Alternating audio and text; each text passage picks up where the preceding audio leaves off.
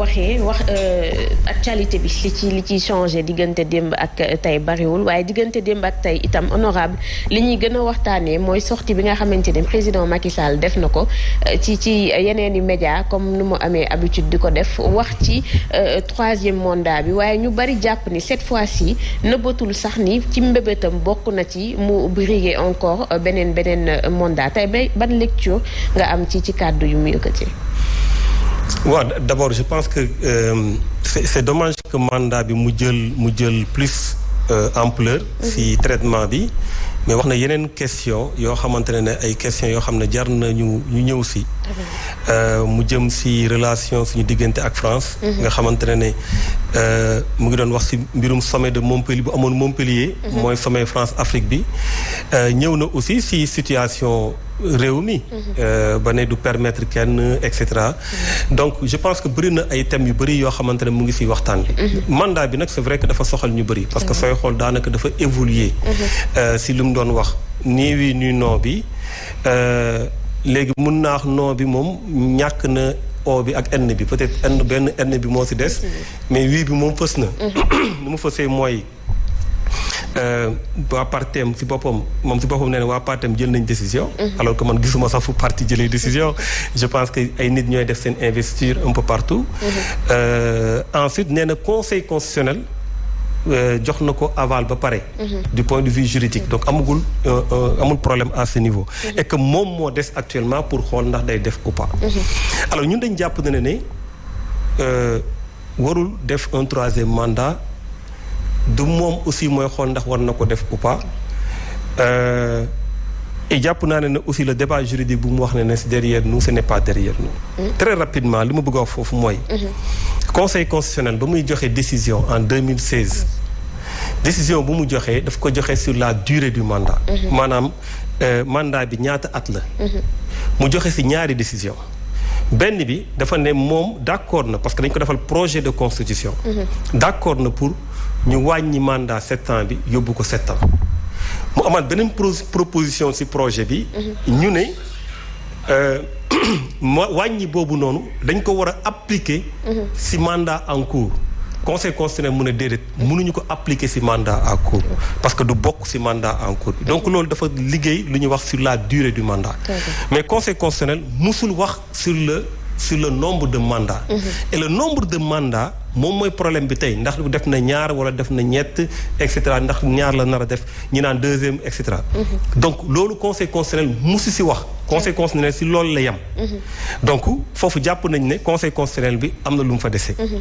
beneen bi mooy constitution bi réglé na ko ba pare maanaam su waxee moom juridique mu yóbbu ko ci conseil constitutionnel man dama koy ramener moom ci constitution bi parce que moom mooy le constituant le pouvoir constituant dérivé maanaam moom moo modifier constitution bi à travers un projet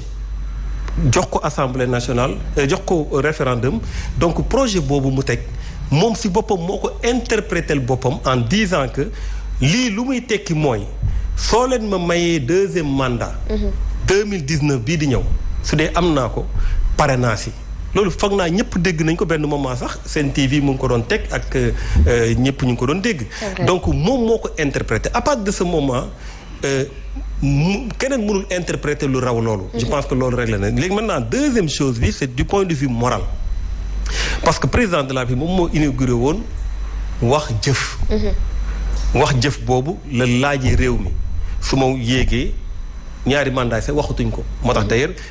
ci nombre de mandat bi amul discussion ba léegi par rapport au conseil constitutionnel bi mais dañ ko acté en 2001 consolider ko en 2016 en mettant la fameuse phrase nul ne peut faire plus de 2 mandats consécutifs donc loolu leer na ci loolu mais moom du point de vue moral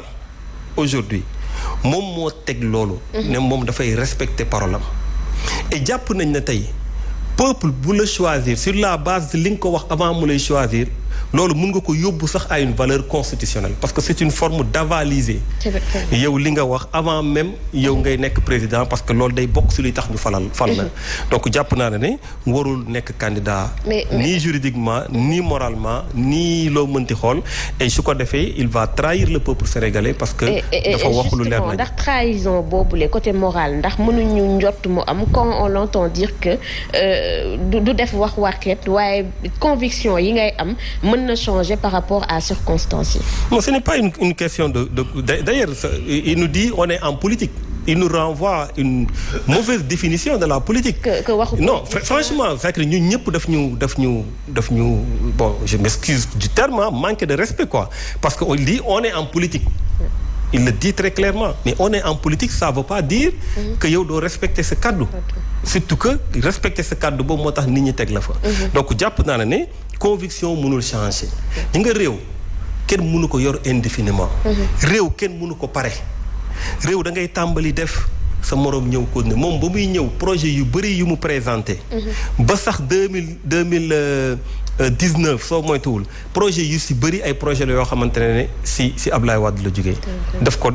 ko ñëw fekk mu doon au nom de la continuité du pouvoir mu profiter si. ba affaire bi mel ni mu mel. donc jàpp naa ne moom it siy dem ak projet bu mu mënti am ak bëgg-bëgg bu mu mënti bëgg am muy pétrole beeg gaz beeg yooyu yëpp yàlla def na ne fii la mandat mi yem na organiser ay élections libres et transparentes mu dem yoonam. Très bien Fatatou. Alors honorable démb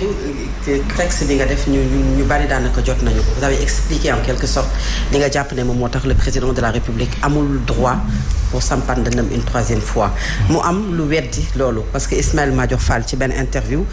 dafa jàpp ne dafa am disposition transitoire boo xamante ne dañu ko tegoon le président de la République keroog bi mu bëggee conseil constitutionnel joxe kàddoom ci lu ñeel ñu wàññi mandat bi dafa jàppoon ne nul ne peut faire plus de 2 mandats consécutifs mu dugal ci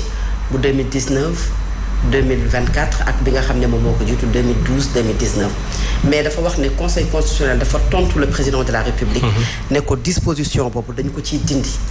muy cette disposition transitoire boobu dindi nañu ko ci donc bokk ci comme si bu ñu ko déggee le conseil constitutionnel s'est déjà prononcé sur la question que ne mandat bu njëkk bi bokk ci moom moo tax ñoom de plus en plus ñuy wax li nga xam ne mooy premier quinquennat lan ngay tontu ci loolu. Non, disposition transitoire bi mooy lu ma leen expliqué au début c'est la deuxième décision du juge constitutionnel la première décision mooy mandat bi mun nañ ko jëlee 7 wàññi ko 5. deuxième décision bi mooy mandat bi lii ngeen wax ci disposition transitoire bi mënul nekk parce que da ngeen bëgg ñu appliquer ko ci mandat en cours. mu ne loolu mënul nekk parce que mënul concerner mandat en cours donc dindi nañ ko loolu la mais dafa prononcé wu exactement parce que président lan la ko daf ko ne man dama bëggoon mandat bii ma nekk lii ñuy wàññi 5 ans bii mu appliqué wu si man donc on est dans la durée na appliqué wu si man mu ne ko déedéet nañu supprimer loolu mënul nekk et loolu mun nga ko comprendre un peu parce que quand le conseil constitutionnel ne mënoo wàññi sa mandat en cours de mandat c'est une manière implicite de dire que mënoo aussi yokk sa mandat en cours de mandat parce que ça peut inciter certains ñu nekk mandat ne xaaral ma yokk dugal et cetera donc je pense que c'est logique et foofu président fa la ngoy bien que amoon na yeneen possibilité mais fa la ngoy mais fii amul ngoy fii yow yaa wax doo nekk candidat yaa interprété la mais supposons maintenant que conseil constitutionnel na ko mën nga nekk candidat juridiquement mën nga ko nekk politiquement doonte yoonam nekku si mën nga ko nekk socialement ak loo bëgg a wax doonte yoonam nekku si moom su ko neexee mun a doonuma ko parce que damay respecter sa parole donc la décision quelconque du conseil constitutionnel ne lie pas le président de la République. Respect à la parole donnée boobu ngay wax c'est tout. est-ce que ni nga gisee doxalin bi aujourd'hui mën nañu ci am yaakaar et aujourd'hui est-ce que jàpp nga ne c'est justifié de dire moom ci boppam wax na ko démb ci li nga xam ne mooy interview bi ak journal L'Express ni ñu comprendre c'est comme s'il a repris les mots d'Ismaïla Madior Fall que les paroles changent selon les circonstances ñoom ñaar ñëpp mel nañu ne ko wax loolu ci li nga xamante ne moom mooy. xam nga président du juriste donc certainement dañ ko jox ay conseils mais explication bu mu jox. mais su ne kàddu yi mën na soppeeku selon les circonstances. non kàddu yi mën na sonko daf fi teg nous sommes en politique foofu moom politique bi mooy wax du juriste bi mais kàddu yi mën na soppi selon les circonstances de bonne foi oui de bonne foi mais quelle circonstance on est en démocratie la circonstance en démocratie mooy après un mandat on part à des élections élection mandat lay joxe mandat yi dafa am nombre bi ñaar la def nga ñaar xam nga tey soo waxoon benn xale